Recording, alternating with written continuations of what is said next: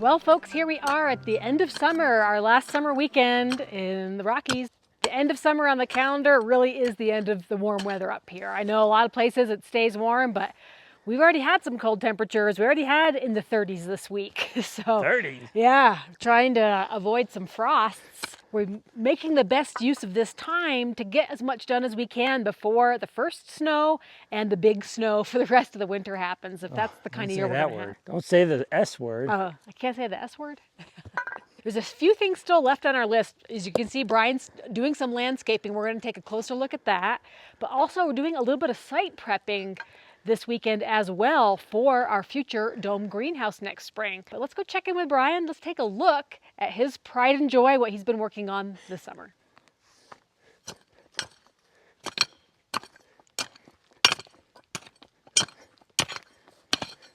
My pride and joy is ripping these rose bush roots out. Oh, Vigo, are you trying to help? No, he's not trying to help. Well, it looks like more rocks and dirt. A lot of the same. Looks like more of the same, right? So trying to make a little switch back here down by the septic into the woods there. So go in there and then maybe go back down there. With a four-wheeler, you could easily make the turn. So we've got a retaining wall ends right here, so you're coming out from the post, kind of coming along down towards the septic in that direction. Right, so kind of build this up, pull the dirt down, and then there'll be more stone wall over there. That'll be the main retaining wall for where the garage goes. Mm-hmm. So hopefully we'll have enough space to have the garage and then a little bit of a grassy area. That would be nice. Yeah. Where are you getting all these rocks from? I've been mining them over there in the woods. It's $1,000 a load maybe for rocks, so we're saving quite a bit there. Mm-hmm. And they're big ones. There's some big ones, so I'm going to save the real big ones for up here. And then maybe up on the top. So. Well, I think it's Brian's meditation to pull rocks and place them, stack them up, building walls. Yep. It's pretty good at it. We'll take a look from a wide view. All right, so I'm standing on top of the septic tank right here. You can see the butt end of the retaining wall. So let's turn and look at the butt end. The butt end, yeah, the butt end. So this is where Brian is continuing. He's going to take that corner, take it all the way down, and then you can see where he left off. He's going to have this opening here. This is a trail that goes down to the septic field.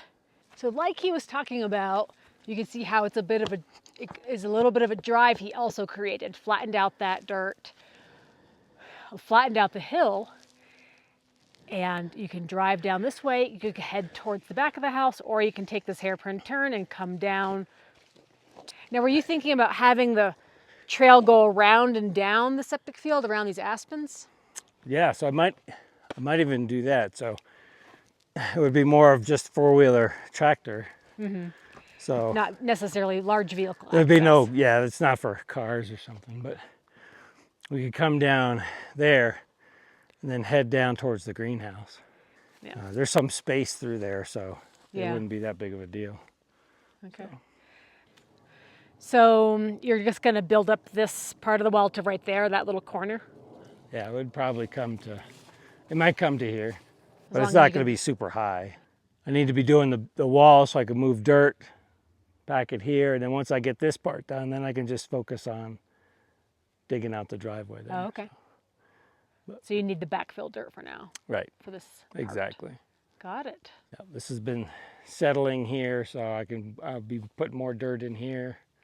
And then this wall, there'll be a wall here. This wall might come up 3 or 4 feet. Oh, wow, okay. Because I want to hold enough dirt back, and then there'll be a little bit of slope, and then we can put some pine trees right in here. Nice. On top of the wall, so because all that gets backfilled eventually. It's a lot of vision. I got some vision. How's your back? Time for a new pair of gloves. Yeah. It's nice having these little rubber pieces because I've already smashed my fingers a few times. But How's your back holding up? All right. All right. Try not to lift anything, just kind of roll things. Yeah. Use your tools. So, yeah, use the backhoe. But yeah. Yeah, I dug up a bunch of big ones again over there. Plus the big pile. I started loosening the pile that's there, and there's a bunch of big ones in there. So, you know, I use the tractor more with the big ones to make that wall. As far as lifting the rocks, putting them on, just then wiggling them into place.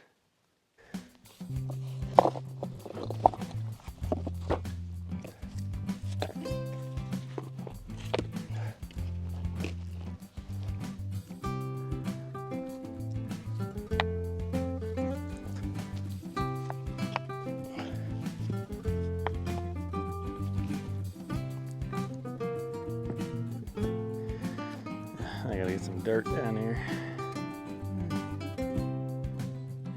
Of course, I gotta move all these rocks out of the way.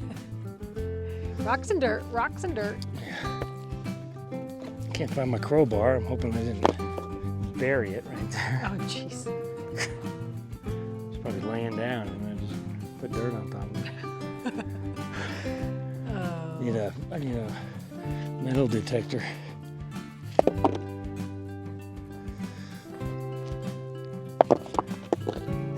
This is the supervisor's position right here. Oh yeah.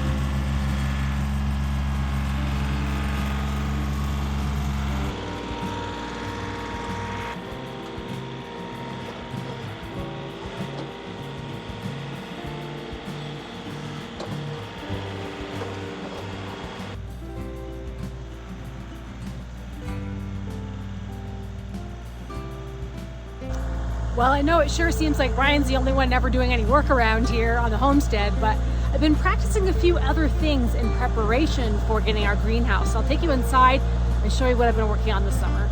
All right, folks, bringing you into the kitchen here. So one of the ways I'm getting prepared for our grow dome is I know we're gonna have a surplus of food at some point with all the vegetables we're growing and all of the things that we're gonna be planting in there. So I'm practicing my food preservation techniques. I'm not really one for canning. I don't really know anything about that just yet, but I do know a little bit about dehydrating. This is a 9-tray Excalibur food dehydrator I've had for several years, but just recently broke it out again to practice dehydrating different foods. I'm getting all my practice done now, so I know what I'm doing next summer. I've got my 10-pound bag of onions. I'm going to turn this into dehydrated onion chips and also probably some French onion soup and maybe a few other things. So I'm getting all the kinks out now so I know how to streamline the process for next summer. Dehydration is technique number 1. Now, technique number 2 is down in the basement. This is our freeze dryer. So I've introduced this before and I'm still getting the hang of it, but I did make some pretty awesome batches of soups and stews a couple weeks ago. So it can take a while, but it's totally worth it. I'd made white chicken chili, I'd made carrot dill soup and a turkey chili that was pretty awesome. Freeze dried it, and when we came home from a weekend away, I had the white chicken chili. It was just like it was fresh made. Typically with freeze drying, you want to air seal and heat seal your packages. And so that's what this setup is back here. But so more to come on some of these. I'll probably share some recipes as I get going and tell you more about how we're getting ready for our big harvest that's gonna happen next year. So far with the dehydrating, I'm only practicing with small amounts. So for example, I had a tray of tomatoes I cut up, cubed up, and just storing them in a jar. These are just dried tomatoes, can go right into a soup or a stew, or into your eggs, or even on, if you want them crunchy, right into a hamburger. The flavor is awesome when you dehydrate, even if they're mediocre tomatoes. I got a tray of apples, and just for practice, I just diced them up and then put them in this jar. So they're, little diced apples can be snacks, but they can be used for other things. So I'll keep you guys posted on what I'm using my dehydrated foods for. After you dehydrate, you want to condition them in a glass jar. Check on them every few days to make sure they're not sticking, because if they're sticking or clumping, then that means there's still moisture, residual moisture in there, and that can lead to mold. So we don't want that. We want bone dry. And then I couldn't resist this purchase at Costco, which was a big pile of ginger, fresh ginger. So what I did was I pureed it, I drained the juice off of it, I put the juice into a container for the fridge. This is great for smoothies and juices. And then I dehydrated the pulp and broke it all up, and now it's my own fresh ginger powder. So these are all dehydrated items. So I'm going to be practicing between the two, dehydrating and freeze drying for now. Maybe I'll get into canning next summer, we'll see. But canning takes up a little bit more room and it requires a few more jars than what I have at the moment. But yeah, we'll see what kind of creations I can come up with. Well, Brian's hard work did not go unnoticed by the local wildlife. One of our chipmunks has been hanging around, maybe getting ready for winter, and a lot of rocks and a lot of dirt. But Brian actually came to a stopping point because we got an invitation to actually go check out one of the 33 grow domes. So we're leaving this project for today. We'll come back to it, but first let's go check out a dome. All right, folks, well, good news, Growing Space put us in touch with someone who has a 33-foot dome. So we're going to go check it out today and see what we think about it. Yeah, I bet it's pretty nice. It's pretty.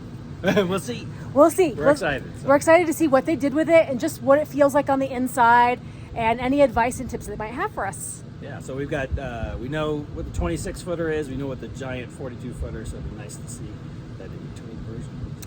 Okay, let's go. Let's take a drive. Bye-bye.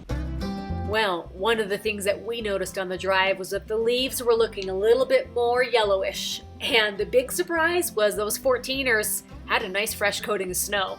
So we know winter's right around the corner and we want to get ready.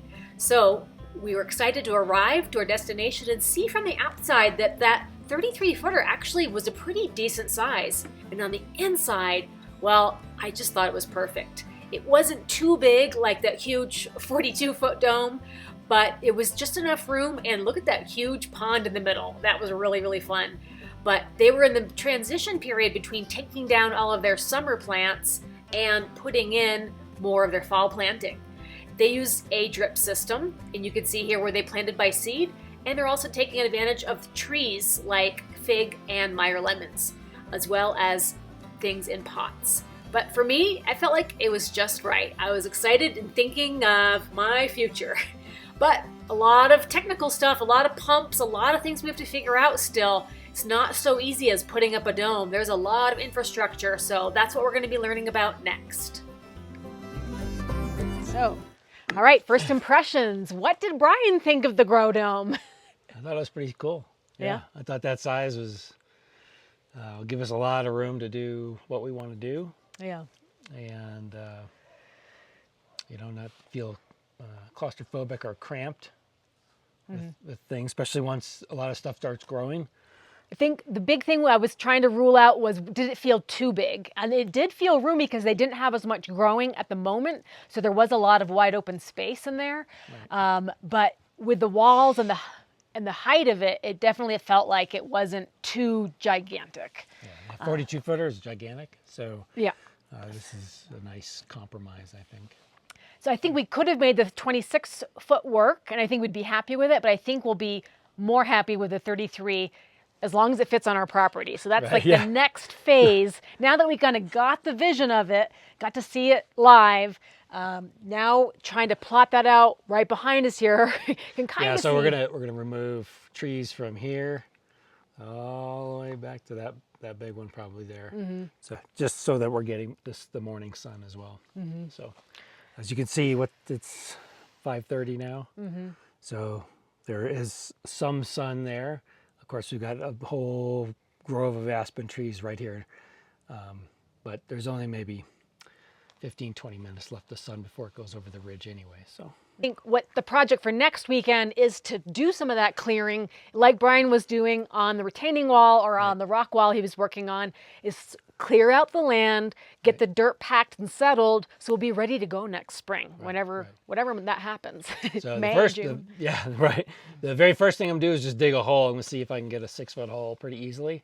I think I can. I don't think there's gonna be much as far as rock structure underneath there, but just to double check. And then I'll clear the trees and then start scraping all the turf down, get that off of there. It's all happening, guys. We're gonna tell you more about the details on the next video, as far as like our plans for geothermal and you know, et cetera, et cetera. We saw a lot of technical stuff today, so we got to process that, figure out there's more than just the layout of the garden beds. So there's a lot that goes into it. We can't just rush this job. That's why we're taking it in stages and doing this stage before the winter hits. Right, exactly. Because we don't want to be doing it later. It could be all sopping wet Yep. in the springtime. So. And we have to take note of what our cistern is doing as well. So there's a lot of stuff to monitor this winter, not just getting the land ready. Yeah, I'd like to drop a temperature gauge down in the cistern and see what that maintains through the winter. It'd be nice to drop a sump pump down in there and use that as our water source. So. Anyway, guys, lots of exciting stuff to come. Stay tuned if you want to learn more about growing at high altitudes, growing food in the wintertime, or grow domes in general. Subscribe to our channel. We'll tell you all about our experience as we go through it. But guys, we'll see you next time. Thanks for joining in.